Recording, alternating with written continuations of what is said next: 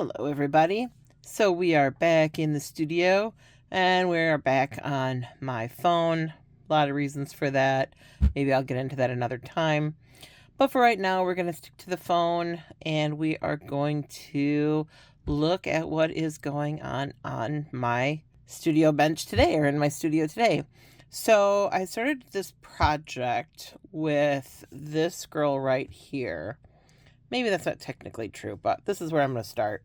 I've thought for a while that it might be cool to make a bunch of dolls dressed for the Renaissance Fair. And it's springtime here when I'm shooting this, and that is kind of officially festival season for me because we start, I used to be on the production staff of our local festival, and this is when auditions start. I just always kind of get in the mood for it around this time. I'm used to being on the grounds and seeing, the new cast and getting involved with them, and I'm just starting to feel kind of nostalgic, and I usually do about this time. I'm enjoying my retirement, don't get me wrong, but also there are aspects that I miss. I just wanted to, kind of evoke some of those happy feelings, some of those happy memories. And so I'm just dressing these girls up in just some fun costumes based loosely on ideas of people that I saw have seen dressed up at festival over the years. Kind of what you think of when you think of traditional Renaissance festivals. And then also I became introduced to these Fairytopia dolls. I found one of them in a thrift store not that long ago. I may have made a movie about her. I can't remember. She's Azura, I think is her name. She's got the blue hair. I'll put a picture of her on the screen.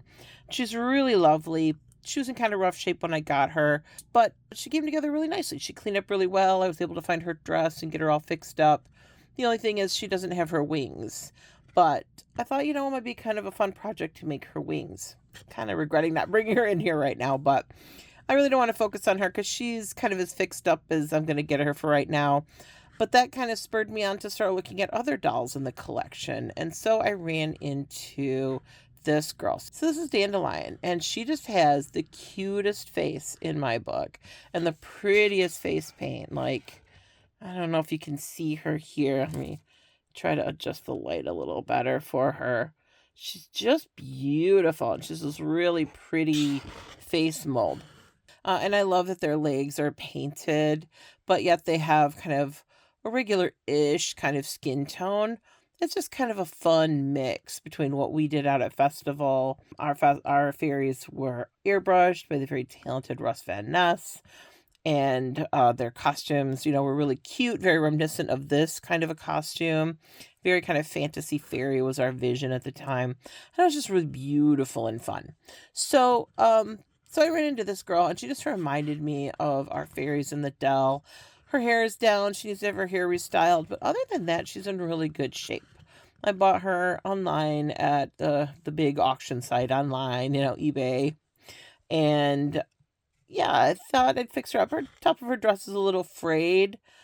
So I might either try to melt that or cover it with some trim. I don't know. We'll see. But it's still pretty glittery and really pretty and fun.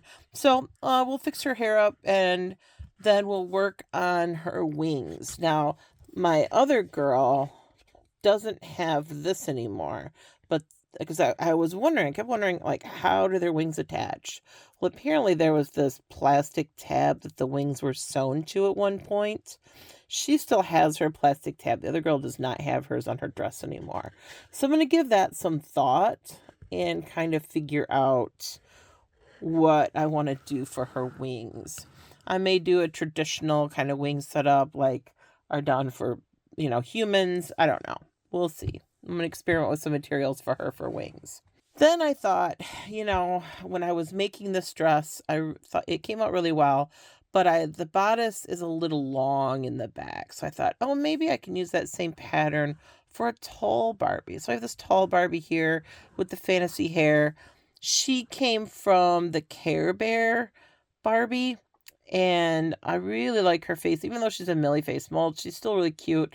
I love her hair. It changes color and temperature. So I can always tell if it's too cold in my house, her hair will turn kind of this purple color, I think, and then when it's warm, it turns pink. So I just thought she'd be fun to kind of dress up and get her in a costume as well, or in a Renfest outfit as well, and maybe make her a little bit more fantasy based and not quite as typical villagers her, but somewhere along the same lines. So we're going to give her an outfit as well. And then I bought my first made to move Ken. Now I've not been avoiding the made to move Kens. They're he came with the worst stand in the world. I hate these stands so much. But he is the slim boy, as we know. He is the Basics Model 10 Ken made to move. And he's pretty great. I like his face mold a lot. I do not like this hairstyle. It's that, the broccoli hairstyle, everybody's calling it, right? And it's just, look at how flat it is. It's just so weird. I don't know. Is it a mullet? Is it a mohawk? Only Jesus knows. So we're going to try to fix him up too. Now, I haven't decided what I want to do with him yet, but he is going to escort our lovely ladies around. And we're going to have at least one male escort. That's not what I mean. You know what I mean. One male to escort these ladies around the village, the medieval village, the imaginary medieval village that I do not plan on making, but we'll see. So we have to do something with his hair. It might even be as simple as just brushing it out and then covering it with a hat. I don't know. I've seen some people do some flocking and some wonderful things with this doll's head. We'll see. A lot of people don't like his slim cut, but I think his slim cut is great. There's all kinds of Barbies in different body sizes. Why don't we have, I'm hoping they come out with a dad bod Ken, that'd be great. Like, we need different Kens in different sizes. So we'll put him in something. I haven't quite designed his outfit yet. I haven't designed her outfit yet. So that's probably the next thing I'm going to do as I tie her hair up and give her a good brush. I think she's really clean. The seller I got her from did a good job of either cleaning her up or just keeping her clean. So I'm going to just brush her hair out and put it up in her little pigtails, and her hair will be pretty much done, I think. I don't know how far down this little braid is supposed to go, if it's just supposed to end there or if it's supposed to go longer. So I will do some research and take a look at that and see what is what with her little braid. So next time we come back, I will hopefully have some sketches for some ideas for these two, and we will have her hair done up. So that's where I'm at on this for right now.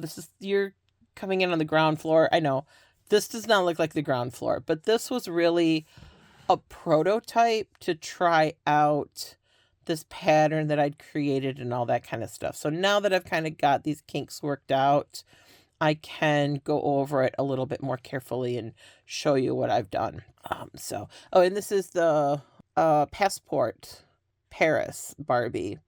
I'll put a picture of her on screen, and she's on a made to move body. I've put her on a made to move body. This is kind of my new thing. I'm kind of falling down that rabbit hole. It's a slippery slope. But anyway, so we will get moving. Let's move to the next step. All right, I'll see you in a bit. All right, so I've got her hair pinned up. I looked up her hairstyle, and she just has these two little tendrils coming down and her hair up in the little pigtails. So I got her hair up in pigtails, and I tamed it. It was a little, there were a lot of flyaways and stuff, so I tamed it with some leave-in conditioner, and then I sprayed the leave-in conditioner on her little braid in the front, straightened it out, and we'll see how it comes out. I got it fairly taut here, and we're going to let that sit overnight, and hopefully it will get cleaned up. So I like this overdress that I did here. I like the style of it. What I don't like is I don't like how stiff it is. I used an acetate. I was just using what I had laying around, and I just had the scrap of this pretty acetate, and I was looking at colors, and I liked how it worked with this greenish fabric for the bodice, and I like how it worked with this kind of silk-like fabric for the underskirt. I don't really know. This was some remnant that I got at Joann's, and I don't really know what the fabric makeup of it was. But I have this beautiful, it's the drape, right, of this. This is just too stiff, and I'm just not really wild about it. So I've got this beautiful piece of silk charmeuse, and it's just a scrap. This was given to me by a friend in grad school when I was getting my degree in fiber art, and I had a friend of mine. She was a fashion design major, and we worked next to each other. And she had this beautiful little scrap of fabric, and she asked me if I wanted it, and I said sure. So she gave it to me. So this was something dyed by her. Her name was Nargis. She was really great. So if she's out there watching this, that would be great. Comment down below if you're my friend Nargis from Wayne State back in the day. So anyway, yeah, I thought this would make a cute underdress. So I'm going to do essentially what I did here. Now, this kind of silk is very drapey. It's very much the opposite end of this acetate, which is very stiff and holds its shape. Part of why I wanted to work with this is because it's easy to work with. So I'm working on a small scale here, and I'm not used to that anymore. This is going to be a little bit more of a pain. Now, silk charmeuse doesn't fray as badly as some silks do, as you can see. So that'll make it a little easy to work with. What we've got to struggle with, though, is keeping everything square. I don't know if you can tell. Let me tip you down a little bit more. My Diet Coke out of the way. So I don't know if you can tell, but keeping these edges flush can be a bit of a problem. And so we want to keep things as square as possible when we're cutting things out and when we're planning our design. Because, again, we're working on a 1/6 scale, so anything that's even a little bit off can really throw the whole thing off. So I want the skirt to be a square. That's how I get this handkerchief look, is for the skirt to be a square. So to do that, I'm literally just going to fold this over. Now, silk charmeuse does have a right side and a wrong side. So there's it's kind of a soft, shimmery, satiny side, and there's a duller side. So I'm going to make sure that I'm being conscious of that. I'm going to pull this to try and figure out where my square is. And I'm just going to do a little snip. And then I'm going to tear it.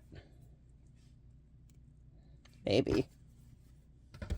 Maybe I won't. There's usually one way you can tear and one way that you kind of can't. And I think I found the kind of can't way. So instead, what I will do, here we are. All right, so I will do my best. This is kind of hard to do with the camera in the way. I'll do my best to keep this as on grain as possible.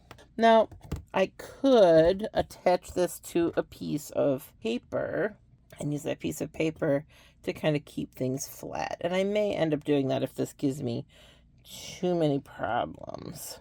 We will just cut using our rotary cutter.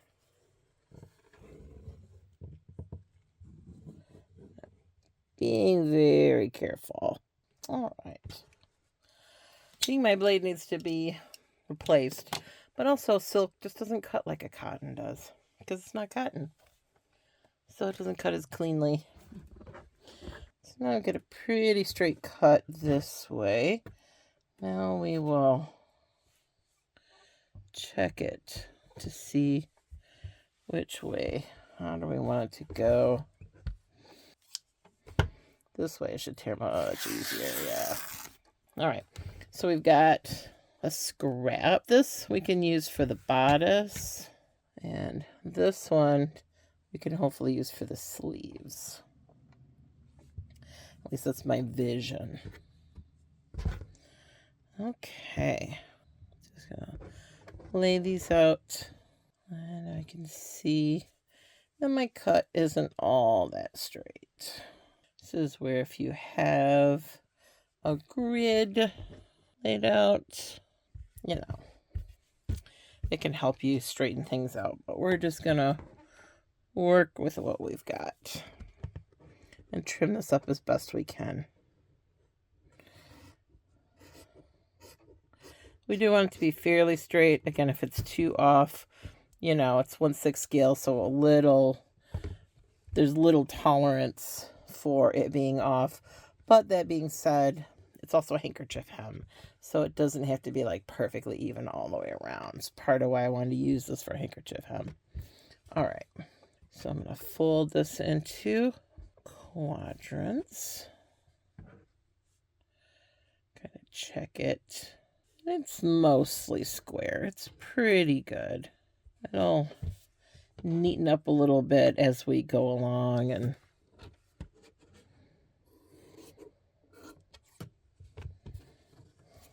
okay, so there is our square for our skirts. I'm going to fold it into quadrants again, and that will be a good length. See how this already drapes better? It doesn't stand out stiffly like this one does, how this one stands out into stiff peaks, and this just falls nicely. So this will be a much more elegant skirt. And to create the waist hole, for lack of a better word, I'm just going to fold it again. It's like making a snowflake. And I'm just going to cut the tip of this off to create a little hole. And that gives a little hole. And I'm going to fold it this way this time. As I refine the hole, I fold it a couple different ways. That kind of ensures that the hole stays centered. And it helps me make it more round, I have found over the years, by folding it a couple different ways.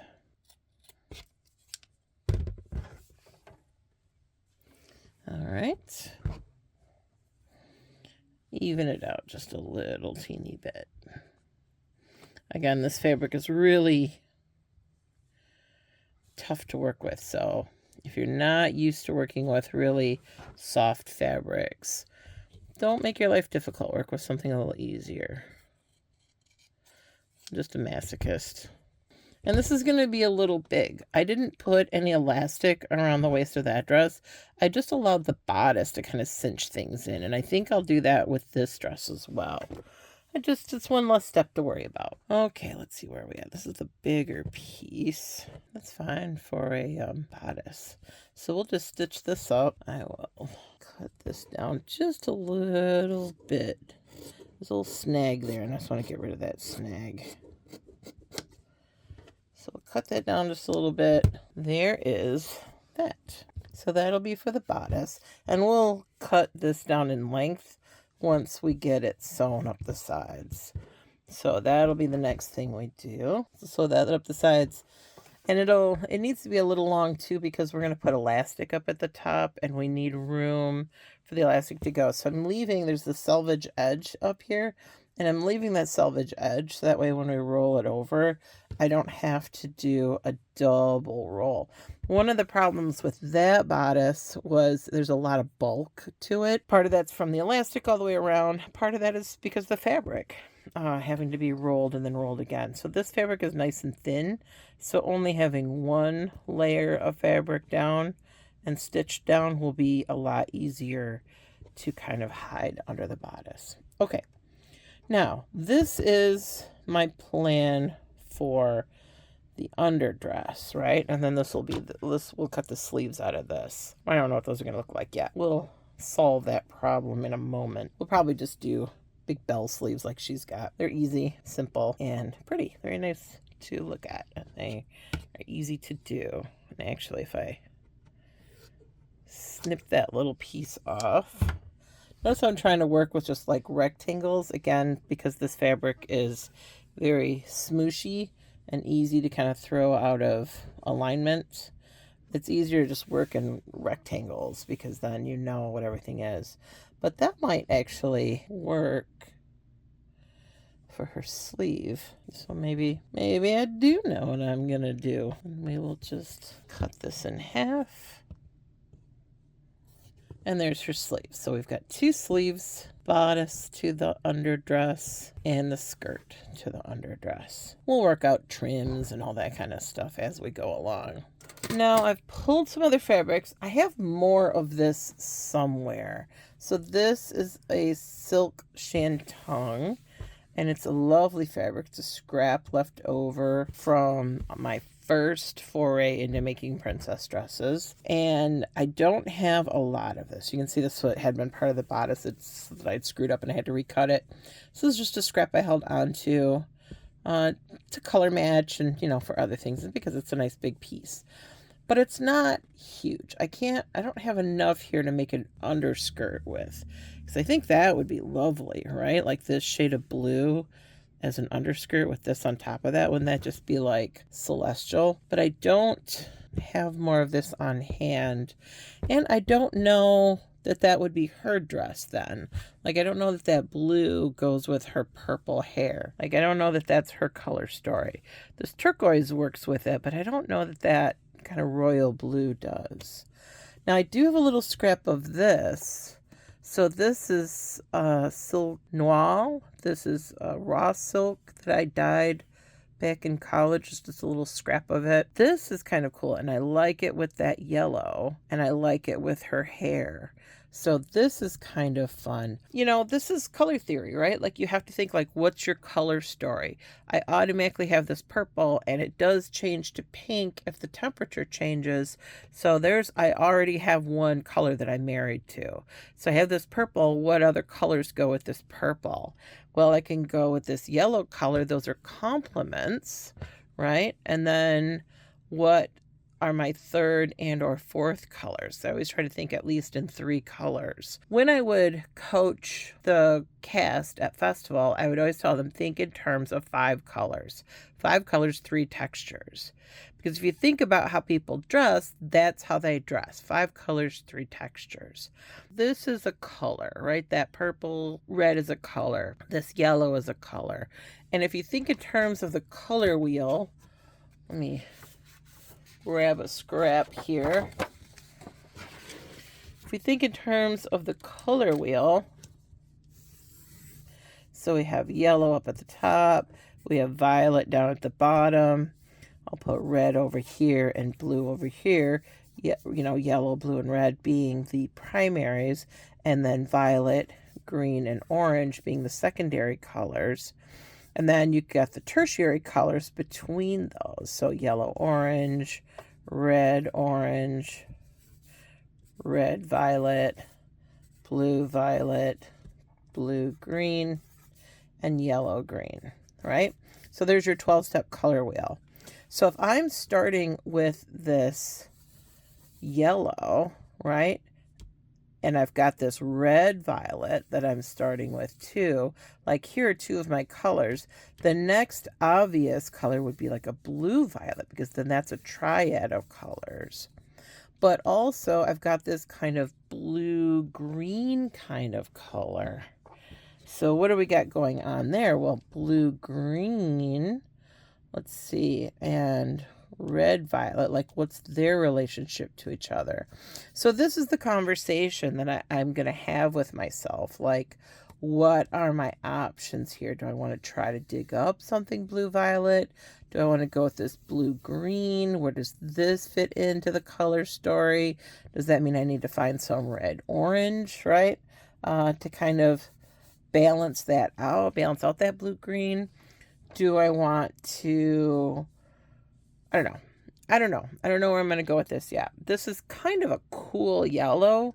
So we could even say it's almost, floating over this way, right? And this red violet is kind of floating over this way. So they are kind of complements to each other. So if we're going to call them complements, right, then the blue green over here, and we could do like that, almost becomes like a triad of colors, because if we're red this green, well, I'm going to call this kind of a triad, because I kind of like how they look. That's another thing, is you have to just kind of look at the colors. Like, you can do all this color theory, and then at the end of the day, just look at them, right? Like, do they look nice together? Are you enjoying this color story? And it's kind of cool. There's something kind of fun happening here again. Because again, I'm thinking, right, I've also got this pink color that's going to assert itself at some point. So, is this going to bother me, this shifting over this way? And I don't think it will. I think that'll give me a nice kind of triad of pastels. So I'm going to try it out. I really like this red, violet, and kind of greenish kind of colors together, blue greens together. Like, I think those are really cool. Yeah, so that's where I'm thinking, is I'm kind of floating with this, right? Like, this is, so color theory again, right? Like, that's this dress's idea. And even though this ends up being more purple, my initial idea was basically just complements, right? I've got a green, I've got a pink, which is, a pastel. It's a tint of red. And so it's essentially just, against each other in the color wheel. And then I picked an analogous color to my top color. So these are complements. And then these are analogous. And it works, right? It all works together. Then this and this has a relationship to each other, and they all work together. So that's kind of what I'm thinking, is I'm trying to pull this look together, is what's going to work, what's going to be cool. Do I want to pull more of this purple in? Maybe that's, but I don't want a purple skirt underneath this yellow. That might be too much contrast. But I could do maybe some purple trim. I do have this purple and gold trim that I could do on this. That might be kind of cool. It kind of brings that purple back in. I don't know.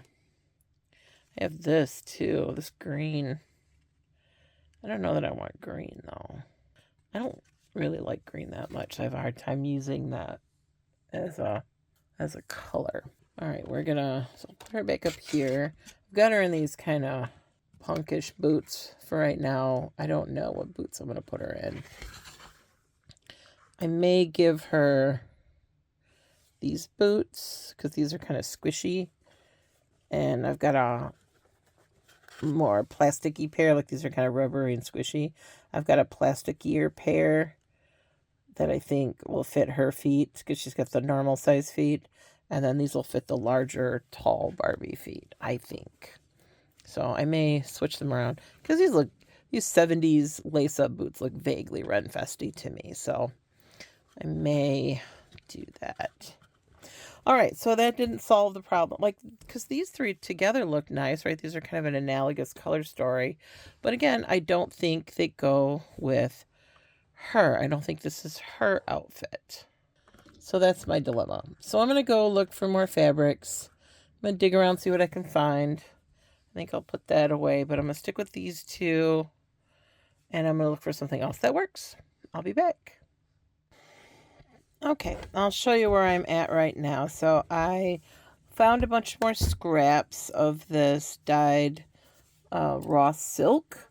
And because it's hand dyed, there are some variations in the color. And these are offcuts too. I made a garment for myself out of this when I was in grad school.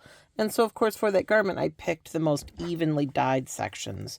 So these are, towards the selvage edge and where maybe the dye didn't take quite so evenly or what have you.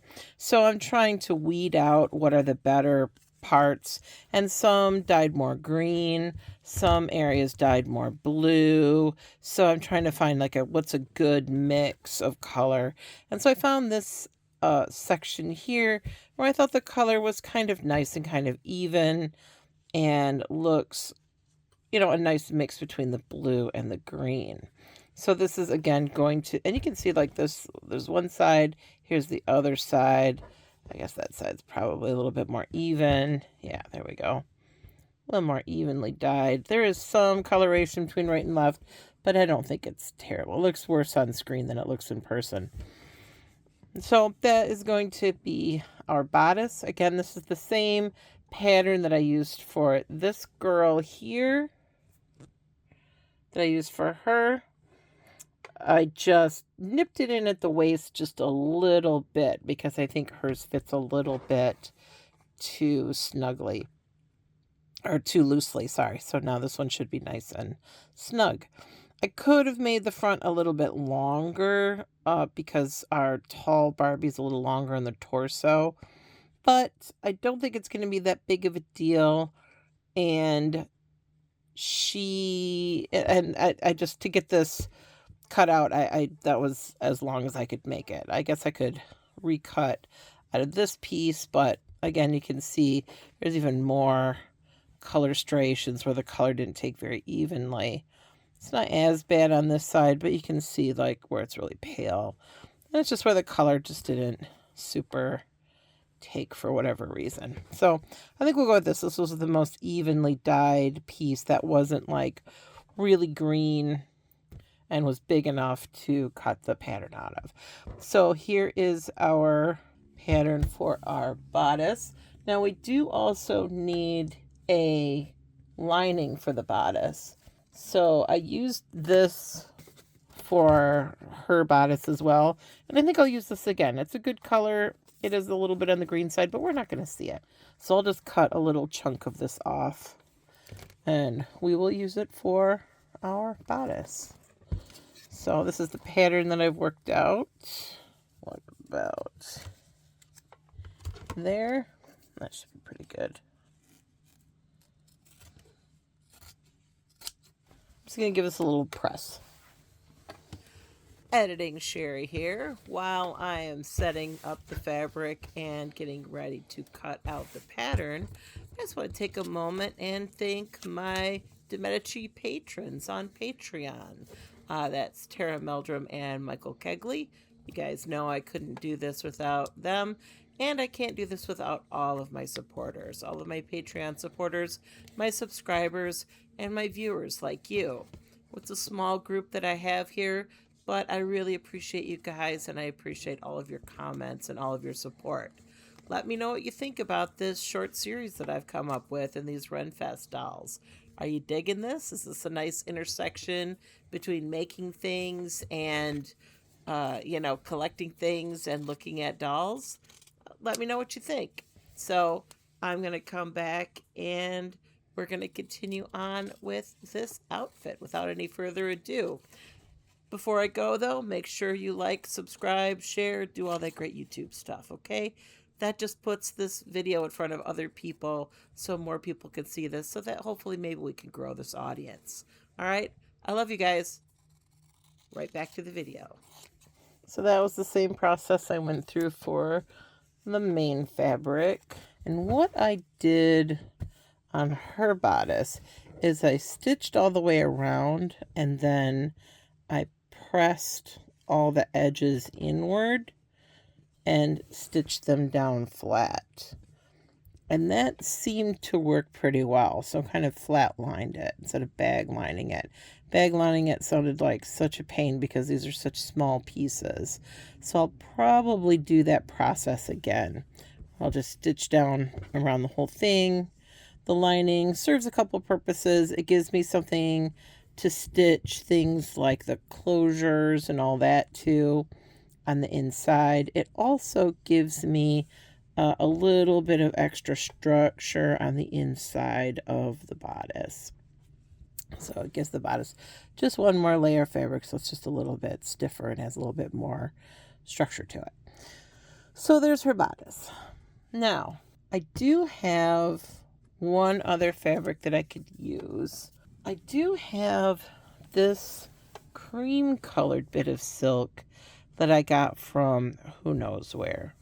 It just kind of appeared in my stash one day. It's also silk charmeuse, and it's really nice with this yellow. And at first I was like, oh, it's like too close to her skin tone. Like, if you look closely, like her face actually does not match her skin tone very well. It's very, very pale. And I was worried that this would like pale her up too much. But if it's an underskirt, you're not really gonna see it too much. And then it kind of pulls in the color of her hair a little bit. So that could be an option, like have this as an underskirt. This is the over. And then this is the bodice, but I don't know how balanced that would be because this would be a really bold color to have up top. And then we have the bold color of the hair and this really pale underdress. I don't know if I love that, but I also don't know that I hate it, if that makes any sense. So I'm going to give this a think and then I'm going to come back. Okay, so here we are. I was looking at my girls and I almost forgot about this doll. Isn't she lovely?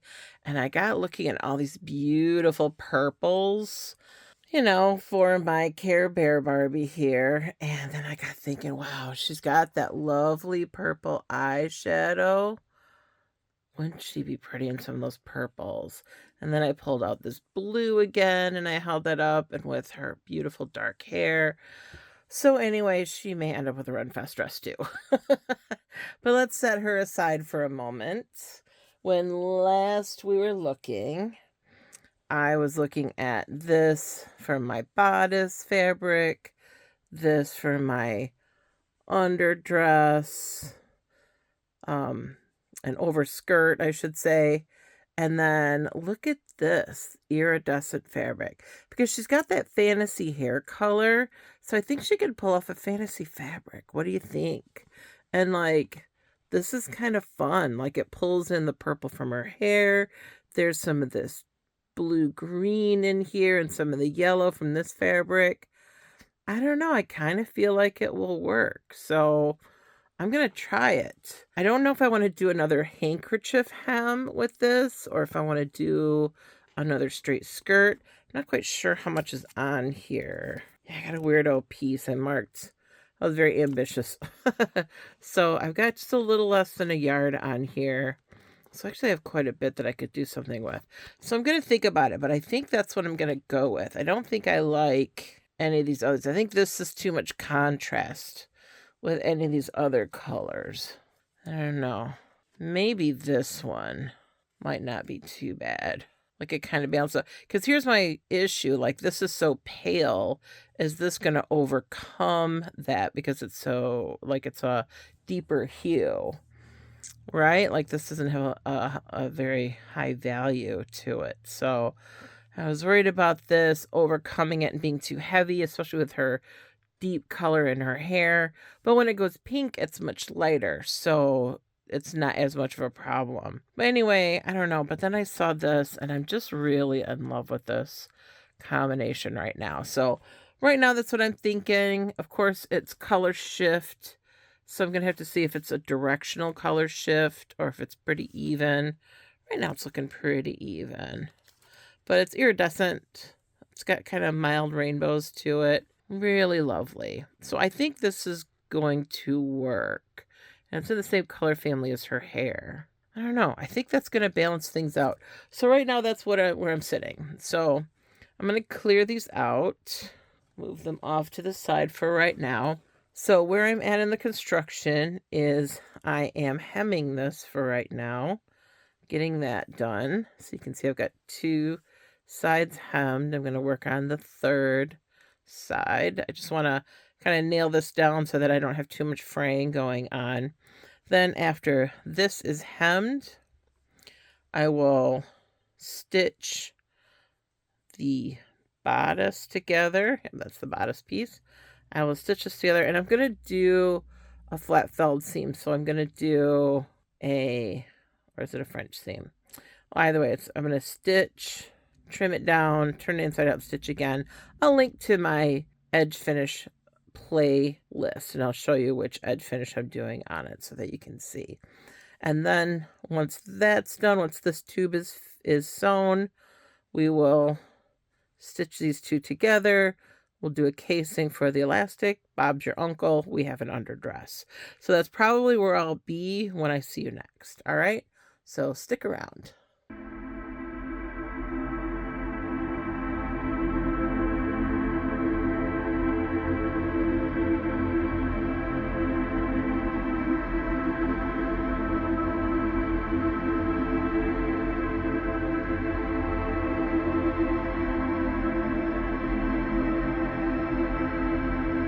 Hello, everybody. So this is where we are at in our Renfest lineup so far. So I have two beautiful maidens and two beautiful fairies. I don't have any wings for the fairies yet. I think that's gonna be the next thing I focus on. You can ignore her little antennas. Those are just some safety pins holding her hair in place while the gel dries, that her these little tendrils don't just fall down in her face. I want them to hang kind of a little apart from her lovely face. So we got those little curls drying. They kind of look like a girl band, right? Or something. So you tell me, what's this act? Because don't they look beautiful together? I think they need to be on a stage. So you tell me what their act is. Is it a whippy show? Is it a comedy act? Are they a musical act? Is it several acts? Are they street performers? What's their lore? You tell me. I've got a couple more things I want to do. So I gave this girl this basket, which I thought was a nice touch. These two still need wings. She needs some kind of a pouch or something to go on her dress to carry her stuff in. She needs an accessory of some sort. I haven't decided what that accessory looks like just yet. So I am taking suggestions. And then we have two more characters. Whoop. So we've got two more characters. I remembered last time that I have this tall Barbie, and I think she would look fabulous in a Renfest outfit. She's just got a really cool look to her. And I've got some really pretty purples, although I do have a lot of purples and pinks going on so far. So maybe I'll take another dip into the stash. What don't we have? We don't have any oranges. I don't know if I guess we have dandelion here. She's got yellows and a little orange in her hair. We don't have a lot of green. She might look cool in green with her purple eyeshadow. Although she's got some purple and green. We got green bodices rocking here. I don't know.